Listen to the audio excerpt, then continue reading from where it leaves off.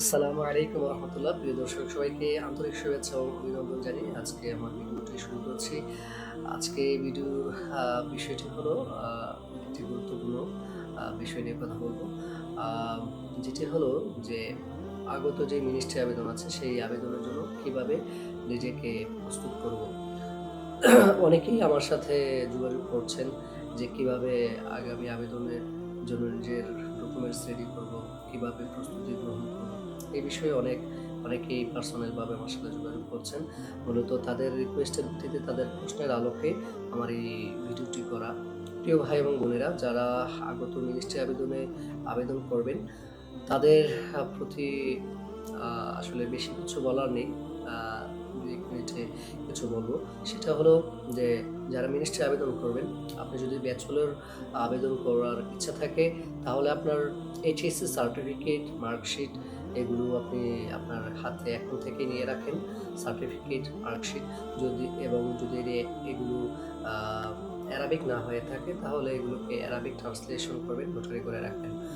Notary বলতে translation যারা করে তারাই নোটারি করে। তাহলে আপনার প্রথমত কাজ হলো যে আপনার যে সার্টিফিকেট আছে এইচএসসি ব্যাচেলর আবেদন করার ক্ষেত্রে এইচএসসি এবং অনার্স মাস্টার্স করার ক্ষেত্রে অনার্স এই সার্টিফিকেট এবং মার্কশিট আপনি আপনার কাছে রাখবেন এবং অনুবাদ করে রাখবেন। এবং হচ্ছে আরেকটি বিষয় যেটি লাগবে সেটি হচ্ছে একটি ভ্যালিড পাসপোর্ট লাগবে, যেটার এট লিস্ট হচ্ছে 6 মান্থ মেয়াদ আছে। চেষ্টা করবেন বেশি রাখার জন্য। একটা ভ্যালিড পাসপোর্ট আপনি রাখবেন। দেন হচ্ছে এগুলো হচ্ছে আপনার লাগবে আবেদন করার ক্ষেত্রে, এবং অপশনাল আছে কিছু, যেমন হচ্ছে পুলিশ ক্লিয়ারেন্স রাখবেন, মেডিকেল সার্টিফিকেট রাখবেন। এই যে বিষয়গুলো এবং হচ্ছে আপনার আপনার এই যে অর্থাৎ certificate, marksheet, passport, police clearance, medical certificate এবং হচ্ছে আপনার ভাষা দক্ষতা যদি থাকে এগুলোর সার্টিফিকেট পাসপোর্ট ছাড়া বাকি সবগুলো ডকুমেন্টস অ্যারাবিক ট্রান্সলেশন সহ আপনি আপনার কাছে রেডি রাখেন। যখন আবেদন শুরু হবে তখনই আপনি আপনার আবেদনটা সম্পূর্ণ করে ফেলবেন। তো প্রিয় ভাই এবং বোনেরা, যারা সৌদি আরবের আবেদন নিয়ে ভাবছেন, আগত মিনিস্ট্রি আবেদন নিয়ে ভাবছেন, তাহলে আপনি আপনার যে ডকুমেন্টসগুলো এখন প্রয়োজন হয় সেই ডকুমেন্টসগুলো, আবশ্যিক ডকুমেন্টসগুলো এখন থেকেই জোগাড় করে রাখেন এবং অপশনাল যে ডকুমেন্টসগুলো আছে সেগুলো রাখার চেষ্টা করুন। এবং কিছু এক্সট্রা অ্যাক্টিভিটিস সার্টিফিকেট যদি অর্জন করা সম্ভব হয় এর আগে, তাহলে এগুলো আপনি নিয়ে নেন। এগুলো আপনাকে হেল্প করবে। বিশেষ করে আরেকটা বিষয় আমি বলতে ভুলে গিয়েছি, সেটা হচ্ছে রিকমেন্ডেশন লেটার। ২ জন ভালো প্রফেসর থেকে ২ টা রিকমেন্ডেশন লেটার কাছে রাখবেন।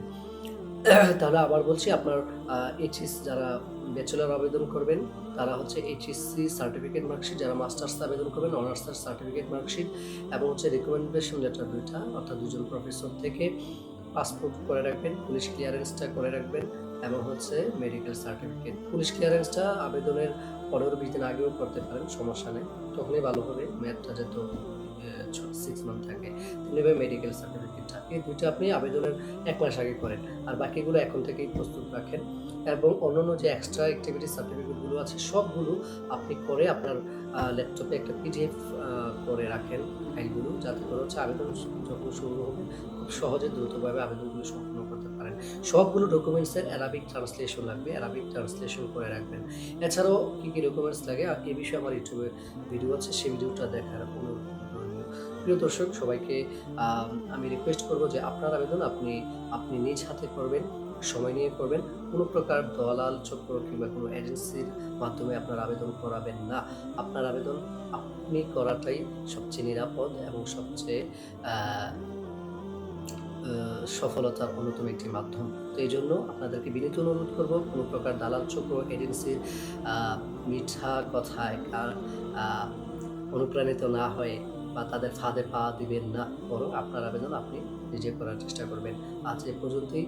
পরবর্তী কোনো ভিডিওতে অন্য কোনো বিষয় নিয়ে আবার দেখা হবে। সবাই ভালো থাকুন, সুস্থ থাকুন। আসসালামু আলাইকুম ওয়া রাহমাতুল্লাহ।